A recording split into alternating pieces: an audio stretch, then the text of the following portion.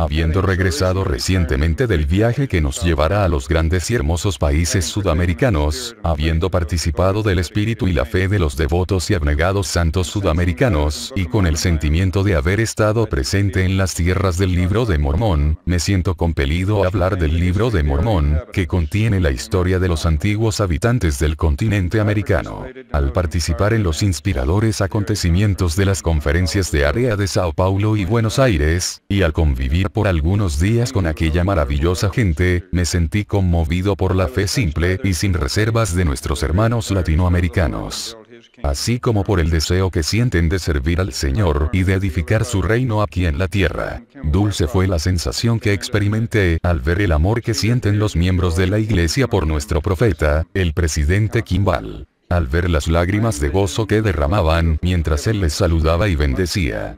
Pude imaginarme entonces la maravillosa emoción que tienen que haber experimentado los nefitas, aquí en el hemisferio occidental, cuando tuvieron el privilegio de recibir al Señor resucitado, quien vino a visitar a sus otras ovejas para que ellas también pudieran integrar el redil y tuvieran una organización para enseñar y llevar a la práctica su evangelio. Es de esta sección del Libro de Mormón, conocida como Tercer Nefi, que deseo hablaros hoy.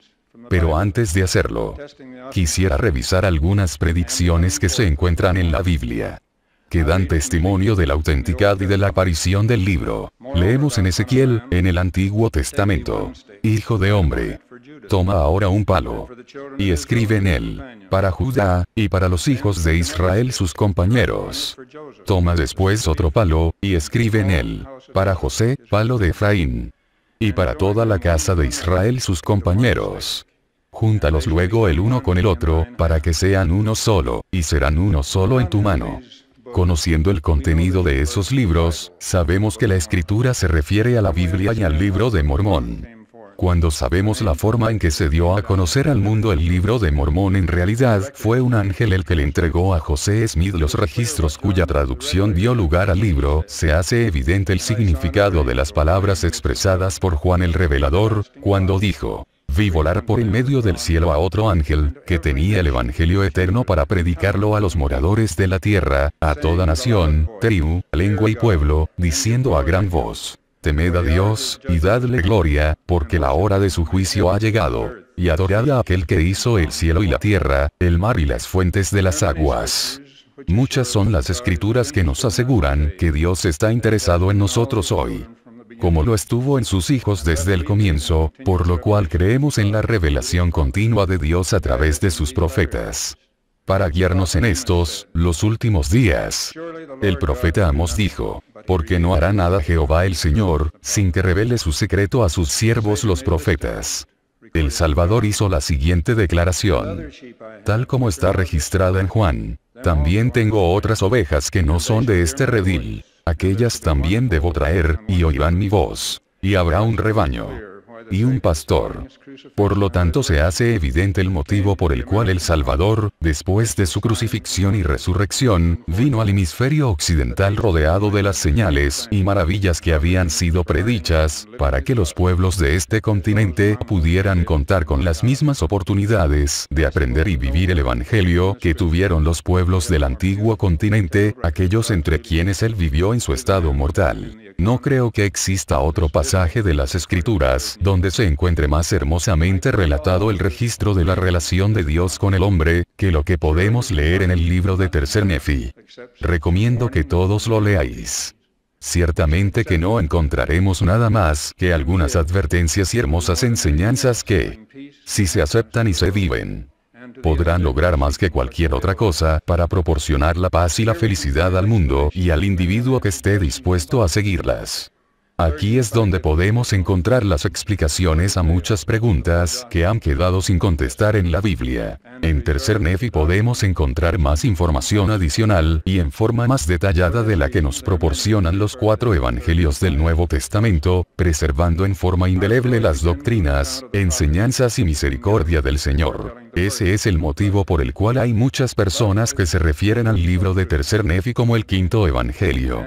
Nuestra historia comienza con un resumen de las profecías sobre el nacimiento de Cristo. Pero, tal como ha sido verdadero desde el principio y sigue siéndolo hoy, Muchos hubo que se mofaron y dijeron que ya había pasado el tiempo del cumplimiento de las palabras de los profetas. Estos llegaron al colmo de señalar un día en el cual se habría de ejecutar a los creyentes a menos que se cumplieran las escrituras. Sabemos que Nefi imploró al Señor fervientemente, por lo cual él le contestó que había llegado el tiempo en que se cumpliría todo lo que había sido predicho por los profetas. Se produjeron todas las señales. Apareció la nueva estrella en el cielo, y los incrédulos cayeron a tierra, y se quedaron como si estuviesen muertos, porque entendieron que se había frustrado el gran plan de exterminio que tenían tramado contra aquellos que creían en las palabras de los profetas. Aquí tenemos entonces una de las primeras lecciones que debemos aprender. Las palabras de los profetas de Dios siempre se cumplen. Pero, pronto olvidaron las señales y maravillas que habían presenciado en esa oportunidad, y el pueblo se entregó a toda clase de iniquidades. Leemos acerca de guerras, los ladrones de Gadiantón y la tierra de desolación. Pero aquellos nefitas que no olvidaron recurrir al Señor en justicia, pudieron vencer a sus enemigos y alabaron a Dios por su salvación. Ellos abandonaron todos sus pecados, abominaciones y fornicaciones. Y sirvieron a Dios con toda diligencia de día y de noche. Fue en esas condiciones que prosperaron. Y sucedió que se construyeron muchas ciudades nuevas, y se repararon muchas de las antiguas. Y se construyeron muchas calzadas. Y se hicieron muchos caminos que comunicaban una ciudad con otra, y un país con otro, y un sitio con otro. Tenemos, entonces, evidencias de las antiguas civilizaciones americanas, tal como se encuentra registrado en este libro, traducido mediante el don y el poder de Dios, por un joven e inculto muchacho, y que da una descripción patente y detallada de cosas que ahora la ciencia está descubriendo y comprobando como verdaderas. Sí, se trata en realidad de un registro verídico, preservado por Dios para aparecer en estos, los últimos días. Regresando a nuestra historia, encontramos que sucedió con los pueblos del Libro de Mormón, al igual que sucede en la actualidad, que al prosperar materialmente comenzaron a tener disputas entre ellos como consecuencia del orgullo, y algunos se rebelaron voluntariamente en contra de Dios. En el transcurso de 6 años, la gran mayoría del pueblo se volvió contra Dios, y Nefi comenzó a predicar valientemente el arrepentimiento. Esta es la misión de los profetas de Dios: predicar el arrepentimiento. Aun cuando esta obra no hace de los profetas individuos populares o agradables al público en general, la tarea de la prédica debe ser llevada a cabo. El libro nos dice que el pueblo se enojó con Nefi, pero que aún así, él llevó adelante su ministerio con gran poder y autoridad. Leemos que, porque tan grande era su fe en el Señor Jesucristo, que los ángeles lo atendían diariamente. Y en el nombre de Jesús echaba fuera demonios y espíritus inmundos. Y aún levantó a un hermano suyo de los muertos, después que el pueblo lo hubo apedreado y muerto. Nuevamente, tal como había sido predicho por los profetas, tuvieron lugar las señales de la crucifixión de Cristo, atestiguadas por grandes tormentas y terremotos, por una profunda oscuridad, truenos y relámpagos. Ciudades enteras se hundieron en las profundidades del océano. Se levantaron nuevas montañas y toda la faz de la tierra fue completamente cambiada. Eso duró 3 días, y se oían los lamentos de la gente que decía: «Oh, si nos hubiésemos arrepentido antes de este grande y terrible día, entonces se habrían salvado nuestros hermanos, y no hubieran sido quemados en aquella gran ciudad de Zarahemla». Y en otro lugar se les oía quejar y lamentar diciendo: «Ojalá nos hubiésemos arrepentido antes de este grande y terrible día. Oh, si no hubiésemos apedreado, quitado la vida y desechado a los profetas, entonces nuestras madres, nuestras bellas hijas y nuestros niños habrían sido preservados, y no enterrados en aquella gran ciudad de Moronía». Y así, grandes y terribles eran los gemidos del pueblo. Aquí se pone de manifiesto otra gran lección. A través de la historia eclesiástica, encontramos que aquellos que rechazaron a los profetas y no se arrepintieron de sus maldades, fueron afligidos por calamidades que les hicieron llorar y sufrir, así como se apesadumbraron por no haber obedecido las advertencias de los profetas.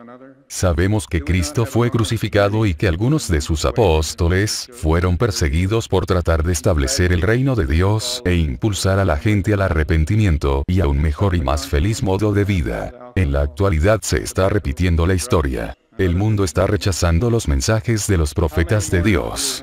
¿No es acaso cierto que existe el lloro y el lamento en todo el mundo? Porque los hombres están en guerra. ¿No existen acaso entre nosotros aquellos que se lamentan por los errores de la juventud y por las tragedias que les sobrevinieron como consecuencia de sus imprudencias con el alcohol, el tabaco, las drogas y otras cosas prohibidas? ¿Cuántos hay entre nosotros que se lamentan como consecuencia de la delincuencia existente en nuestras comunidades? Es necesario que aprendamos las lecciones de la historia, si es que no queremos ser consumidos del mismo modo que lo fueron algunas de las primitivas civilizaciones. Este es el mensaje que trajo Jesucristo a los néfitas, cuya voz se oyó entre todos los habitantes de la tierra.